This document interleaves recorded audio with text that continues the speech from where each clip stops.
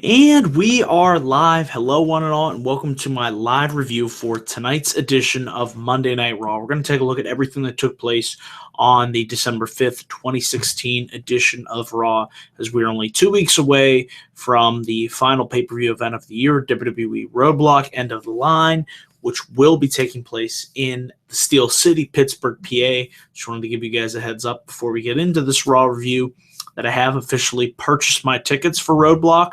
I will be in attendance for the show. I actually got pretty good seats. Going to be sitting in section 110. So I'm really hoping that WWE delivers and actually just gives us a good show, considering that I'm going to the show. I just don't want to be left disappointed. But, before we get into Raw tonight, as you all know, I did not have a chance to post a TLC review. So real quickly, I wanted to touch base, just give you my real brief thoughts on TLC last night. Got a chance to catch up with it this morning. I thought it was a really good show.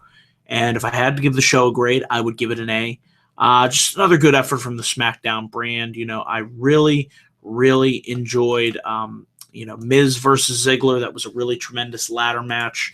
Probably not their best match. I still thought their No Mercy match was actually a little bit better, but it was a great way to cap off that feud. Ambrose Styles, what more can you say? Just a phenomenal, no pun intended, TLC match. Great effort from those two guys. The shocking, I don't think it was a heel turn with James Ellsworth, but we'll see what happens tomorrow night on SmackDown Live. And yeah, just good solid matches up and down the card. The chairs match between Baron Corbin and Kalisto, which I didn't really have much expectations going for, actually turned out to be a really solid match. Bray Wyatt, Randy Orton pick up the tag team championships. That was good. And Becky Lynch losing her title to Alexa Bliss. So yeah, really, really good show from SmackDown. And I look forward to coming to you live tomorrow night to bring you my full thoughts on SmackDown Live. There's going to be a lot to talk about. But let's get back here to Raw. Tonight, guys, I just thought it was an average show. It wasn't a good show. It wasn't a bad show. It was just an average show. I mean, the first 2 hours, I thought they just dragged. Boy, oh boy, did those first 2 hours drag. I thought the third hour was good, but to me, it wasn't enough to just save this show from being a seat. So right off the bat, let's get into this show, shall we? We had Seth Rollins. He made his way down to the ring. He actually did bring up the fact that he talked about Triple H, which I was surprised with because I thought we're not going to have any development of the storyline until WrestleMania season. But Seth did bring up Triple H. He talked about the fact that the way to get back at Triple H is by beating Chris Jericho and then taking the Universal title from Kevin Owens. Eventually, this would lead to Kevin Owens coming out, and him and Rollins would go back and forth on the mic. And eventually, this would all lead to Owens announcing that Jericho would face Reigns for the Universal title. That would take place later on in the night. And he said, Rollins, you're facing the opponent of, ready for it?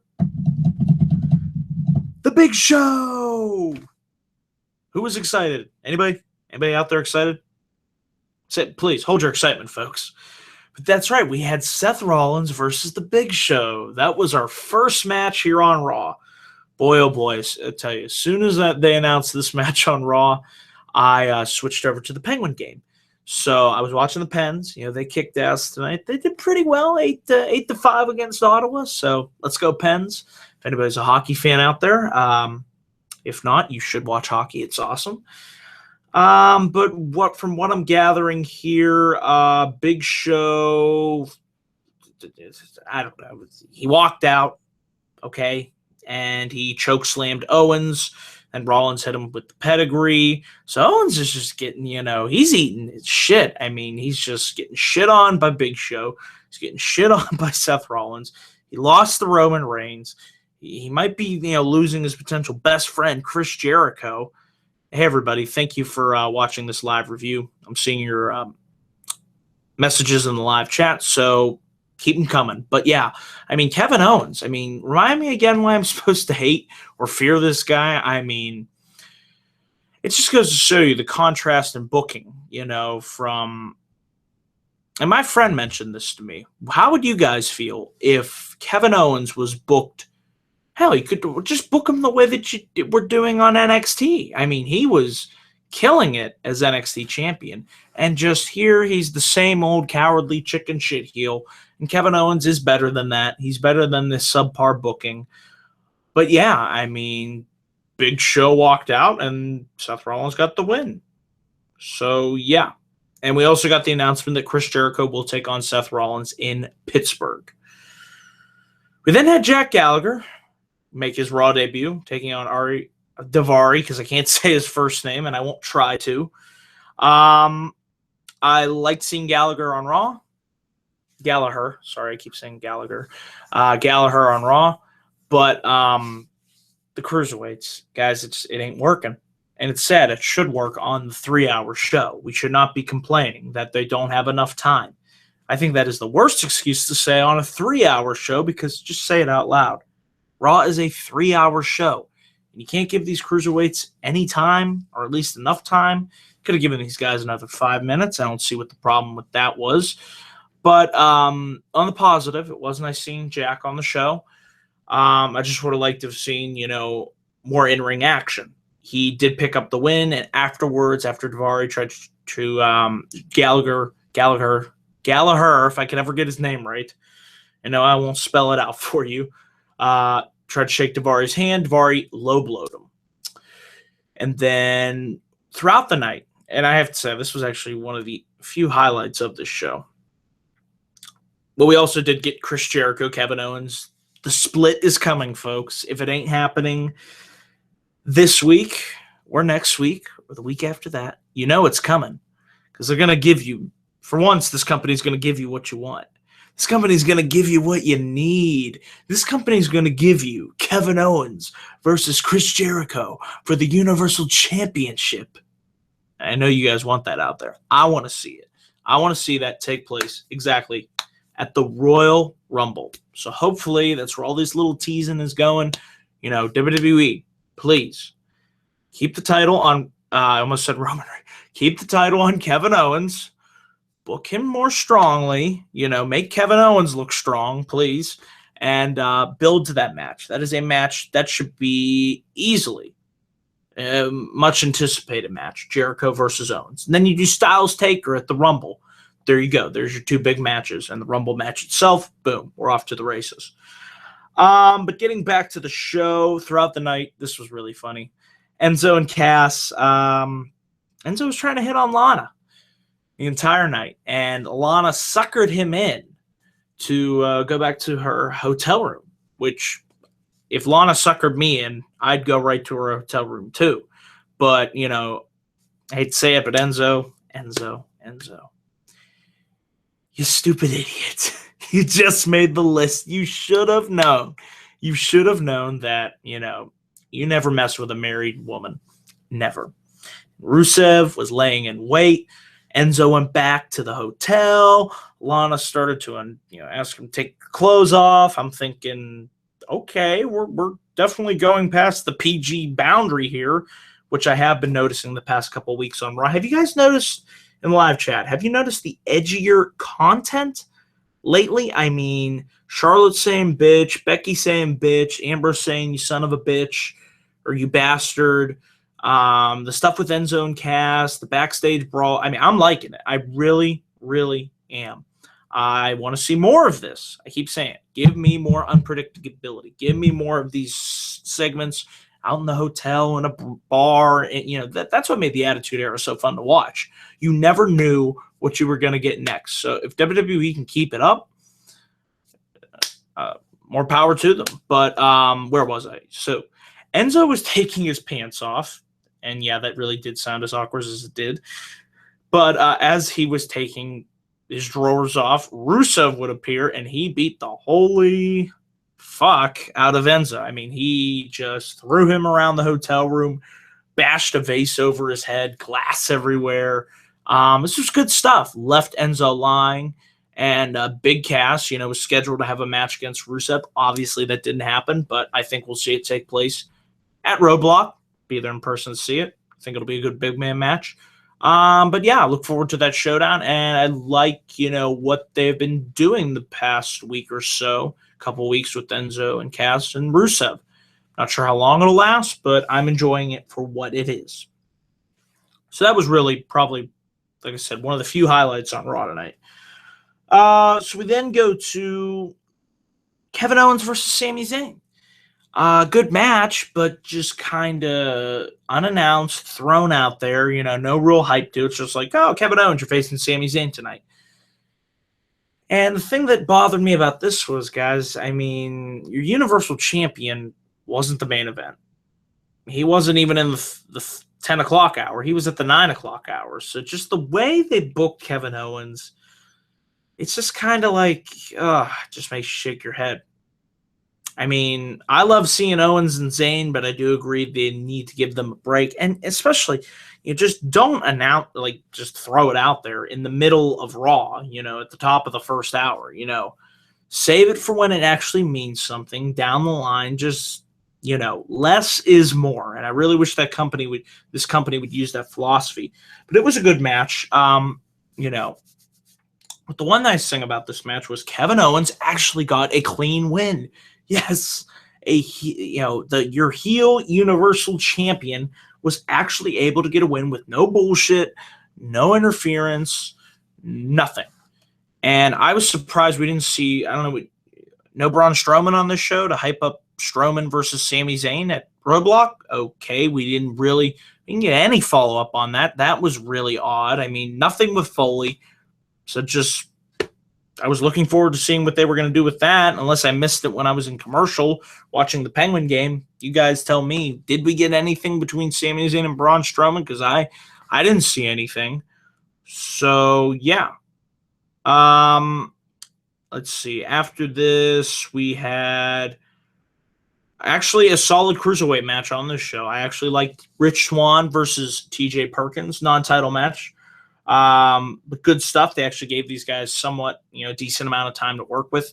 I hate to say it, but the crowd, really wasn't into it. And can you blame them considering the way that they booked the cruiserweights, or the lack thereof, the way that they've been booking them? I mean, we need interviews from these guys. We need to establish who these guys' characters are, why they are on this show, what are they fighting for. It should be the Cruiserweight Championship.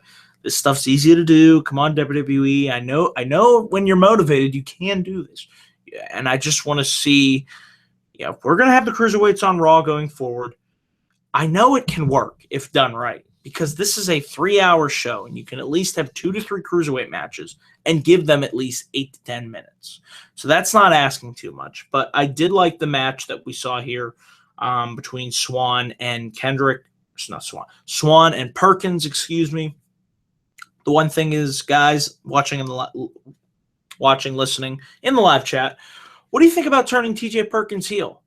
I just think he's really going nowhere as a face. His run as Cruiserweight Champion was kind of left a lot to be desired. It just didn't really work out. I think he could play up the arrogant, cocky, the prick that does the dab, just big ego. The guy I'd like to see him as a heel. That's all I'm trying to get to say.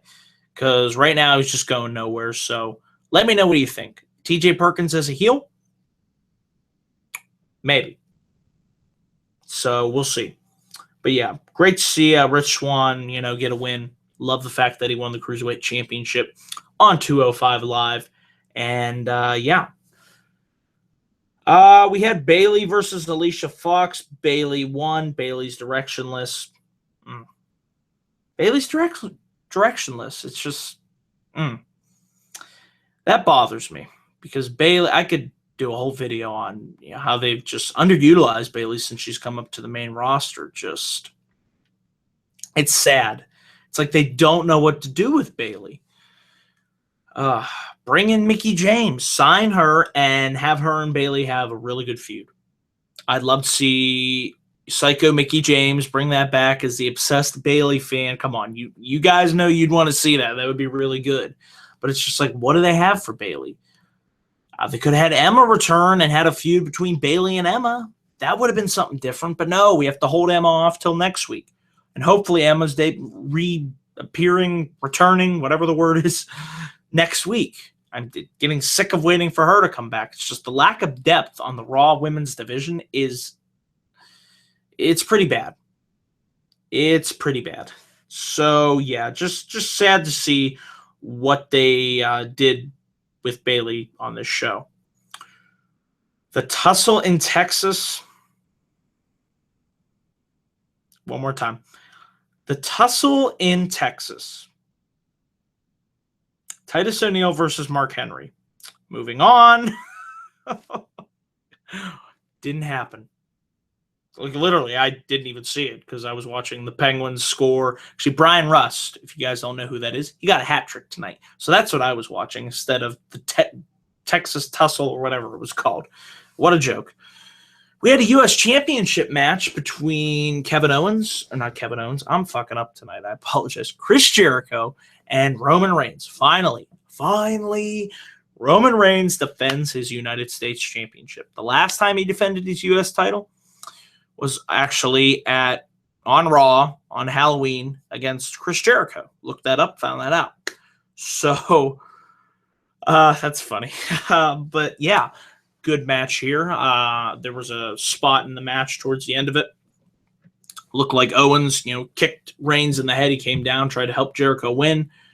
But of course, you knew it was too good to be true. I was like, that's where Chris Jericho right here. It's the perfect moment for Jericho to pick up the win.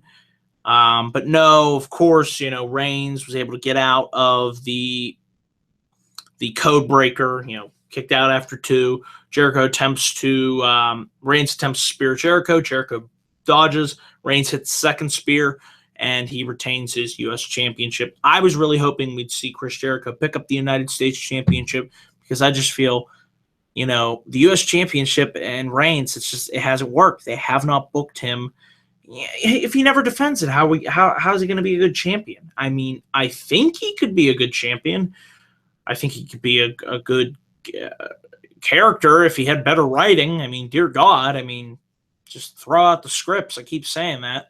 That's what we should get trending when he's on TV. Throw out the scripts. Hashtag that shit. Throw out the scripts. Because if you do that and you let this guy be himself, he can be a big star. He can't. That's all you have. It's so simple. It's right in front of them. They do it on Talking Smack. And it's sad that they just don't take what they do on Talking Smack and use it. Seriously. Just frustrates me the way that they booked this guy. But, the guy. But, good match. But yeah, that U.S. title ain't doing nothing for Reigns. And, it's sad because I think with the right booking, right character, he could make it work. But, of course, this is WWE we're talking about. So let's move on from there, folks. Like I said, the last hour was definitely the best hour out of the 3 of them. If only this show was 2 hours. I talked about the stuff between Enzo and Rusev. That was good. We then had a number 1 contenders match between Gallows and Anderson versus Sheamus and Cesaro. Match was going. Eventually, New Day would interfere, and that would lead to the announcement that next week on Raw, we were going to be having a triple threat match between Cesaro and Sheamus versus Gallows and Anderson versus the New Day. Now, guys in the live chat, do you think, considering I got the New Day Rock shirt on, do you think that the New Day's title reign comes to an end at Raw next week? Or do you see them breaking the record? Because I, for one, think they're going to break the record. I'd love to see Cesaro and Sheamus or the club finally win the championships, but I just see New Day breaking the record. And then I see them dropping the titles at Roadblock in Pittsburgh. So that's my opinion on that. We'll see what they do. It should be a good match, but I doubt the New Day are dropping the titles. I doubt it before they break that record. So, yeah, that was that. And then finally, we had our main event segment of the evening. Second time in a row that the women have main evented back-to-back on Raw. Charlotte came down to the ring. She pretty much wanted to talk about, her father and how she had to prove herself and how, she was Ric Flair's daughter and whatnot and blah, blah, blah. She's trying to get the crocodile tears going, and she calls out her father, Ric Flair. Woo! The nature boy comes down to the ring, and she calls her father a son of a bitch. That was kind of surprising as Flair went to go hug her. She slapped Flair. Flair's in the corner sobbing. He's crying a river. And Sasha would come down to the ring. And Charlotte would toss her into the barricade, into the ring post, and leave her laying. Drag Sasha back into the ring and just stare down her father, yelling at him. And that's how we went off the air for Raw. So I love Charlotte's work, as I said on Twitter. One of the best. Her and Alexa right now. Alexa's the MVP for the female heels on SmackDown. Charlotte is the MVP for the female heels on SmackDown. Charlotte's one of the best female wrestlers in the company. She's killing it, having a tremendous year. I like this segment. And, of course, the announcement. Yeah, that was a wicked slap. The Nature Boy sold the hell out of that slap.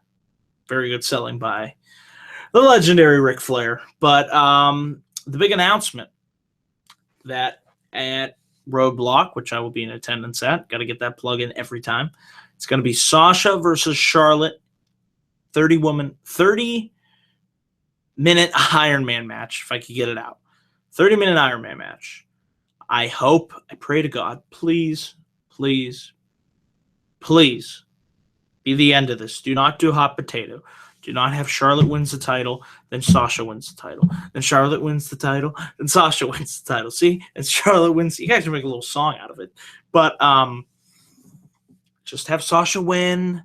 Don't do the Ric Flair, was in on it all along, and him and Charlotte realign, blah, blah, blah. And then we're continuing the cycle. The wheel keeps spinning, and we're going nowhere. Make up your mind. Have this be the definitive last match. That's all I ask. So, guys, that was it for Raw tonight. I'd give it a C, and I probably wouldn't watch it again. It was just average. The show was hit or miss. It had its moments, but the 3 hours definitely dragged, and I hope for better next week. It's a go-home show, but you usually know how those go. Pretty bad. So, yeah, that is it, guys. I want to say thank you for everyone that tuned in to this live review. I want to say thank you to all my new and existing subscribers. Without you, this channel would not be possible. And let me know down in the comments section what you guys thought of Raw. What grades would you give it? And I will be sure to respond back to those accordingly. So that is it, guys, for this review. Remember, I will be back up here tomorrow night for my SmackDown Live review. That should be good stuff. So that is it, guys. I will see you guys tomorrow night, and take care and have a good day.